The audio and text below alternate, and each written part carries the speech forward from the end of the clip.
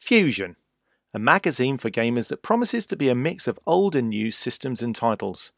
Whilst it might not be for everyone, and I'm looking here towards the staunchest defenders of the halcyon days of retro gaming, I know a fair few people who did not give up on gaming when they stopped playing with their Jet Set Willy.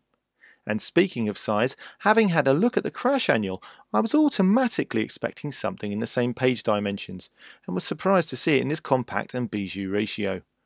On reflection, this smaller format might not be a bad thing, as it's a good fit for the top of the toilet cistern.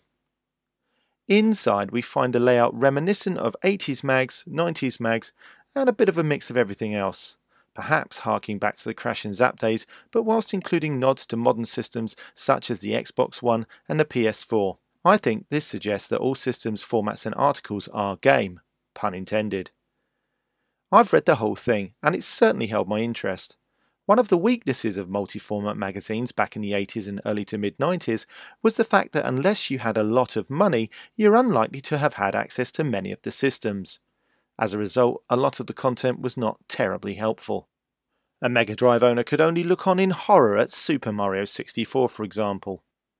These days, many of the people who would be interested in both the rose-tinted memories of retro gaming and the multi-button controller madness of modern gaming are likely to be slightly older people than the spotty kids we were back in the Sinclair and Commodore heydays.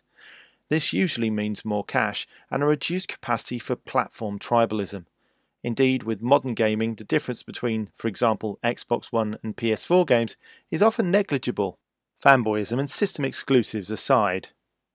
I think this magazine is a real opportunity to be an entertaining read for people of a certain age.